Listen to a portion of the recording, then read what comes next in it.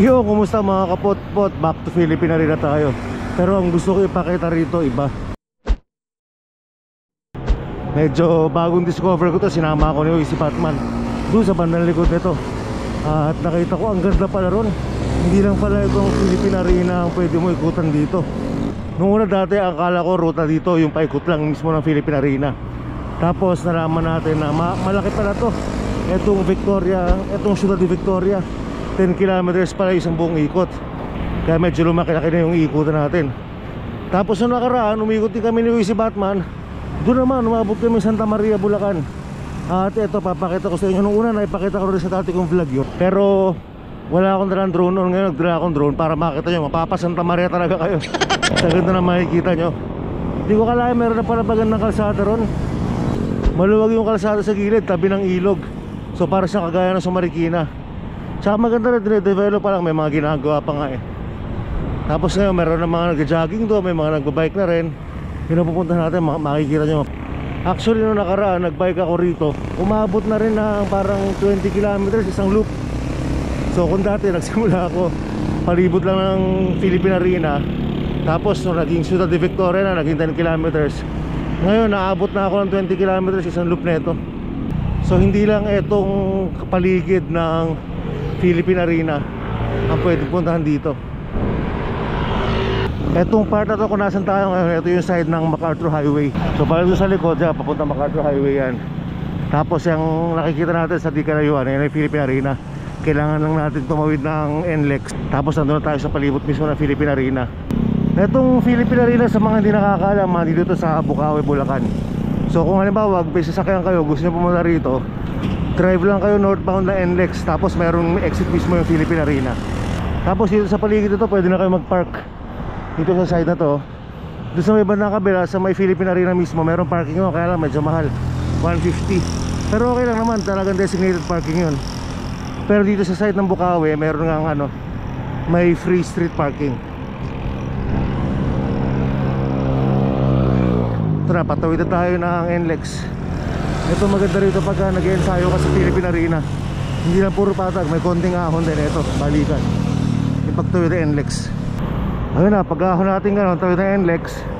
Tapos Philippine Arena na. Iikutin natin yung palibot ng Philippine Arena. Nakakita niyo yung Philippine Arena, iikutin natin mismo. Master! Picture!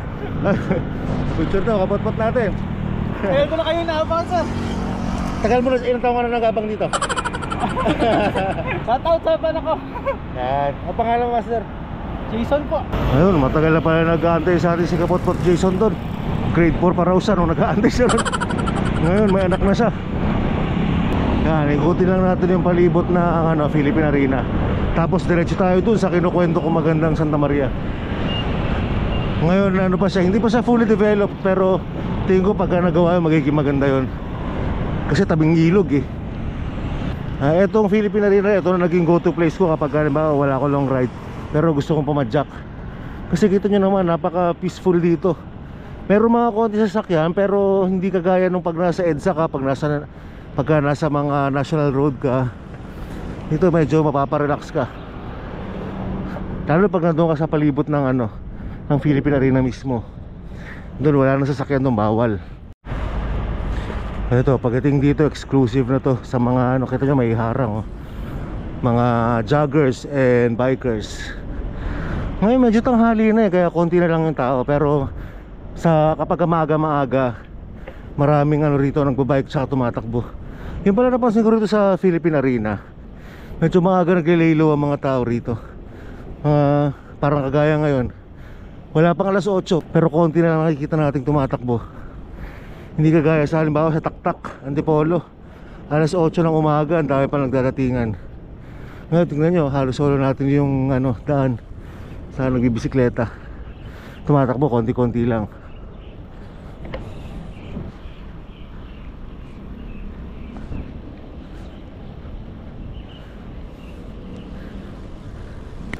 Kung gusto nyo mag-ensayo ng dire-diretso, dito nyo magagawa yung ano, makakapag-maintain kayo ng speed na hindi agad humihinto.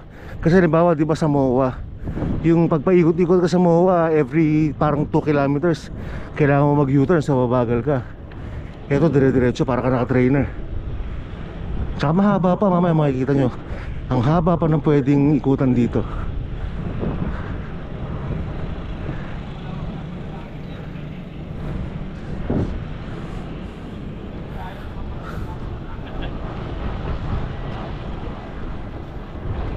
Nakita nyo, madalas ganito eksena ko rito, lalo kapag medyo late na ako pumunta rito. Mga alas 8 late na rito. Konti na lang mga nag-bike saka tumatakbo. Tapos sa kabilang side dito, doon nga sa may Bukawi, sa may malapit sa MacArthur Highway, nandun lang yung mga kainan. So doon may mga kapihan, lugawan. Yan na, yun yung isang buong ikot ng Philippine Arena. Labas tayo doon, papunta na tayo sa Santa Maria. Nakalina ko pang kinukwento. Ang ganda talaga doon. Dahil mamaya mayroon tayong dalang drone. Ito, paglabas natin sa mismong Philippine Arena, dire-diretso to, isang mahabang stretch to. Tapos ito na yung didiretsuhin natin, papunta rin sa Santa Maria.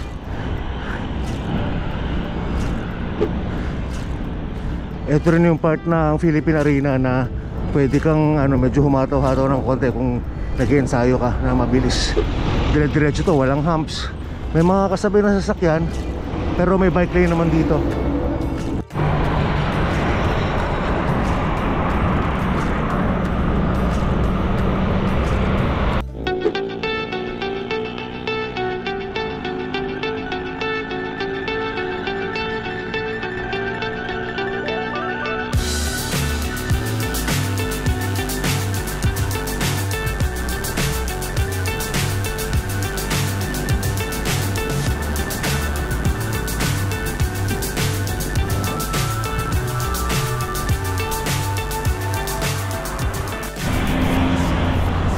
Yung ibang nag-laps hanggang dito lang umaabot tapos mag-U-turn na. Actually pati ako dati hanggang dito lang ako umaabot, U-turn na ako. Tapos yun nga, nalaman natin pwede pala doon, pwede mo palang diretsuhin to, kakanan ka rito. Diretso na to hanggang doon sa may Santa Maria. Actually ito pala Santa Maria no, may McDo doon Pero sinasabi kong Santa Maria, pero sinasabi ko magandang lugar sa Santa Maria. Pero sinasabi ko tabi ng ilog, banda ron pa. Siguro mga 2 kilometers yata. Siguro mga 3 to 5 kilometers, hindi ako nagkakamali. Dire-diretso lang natin yung paglabas kanina ng Philippine Arena.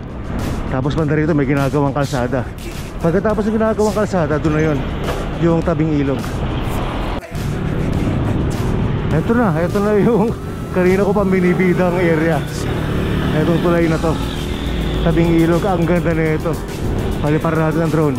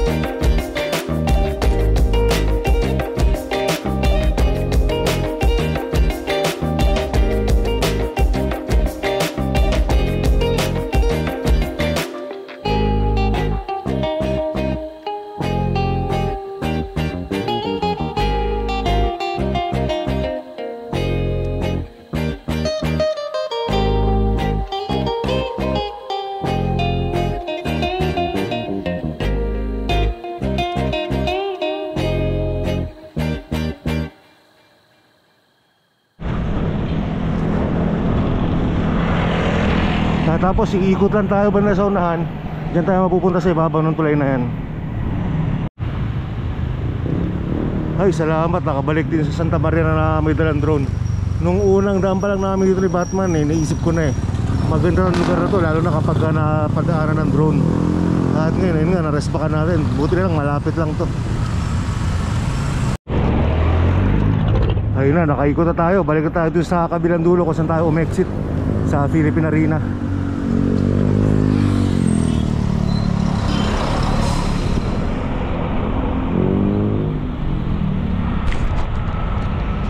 At least nakapag short ride bago tayo tumira ng long ride ulit. Ayun, at dyan natapos ang short ride natin sa pagpapakita natin ng Santa Maria. Abang kayo mga kapotpot, para tayo ng long ride sa next video. Hanggang dito na lang muna. Huwag kakalimutan mo na kasabay ng mga Kastila, mag-comment, mag-like at mag-subscribe. Ay suswertihin, hindi mag-skip ng ads, mas lalong suswertihin. Hanggang sa muli, salamat.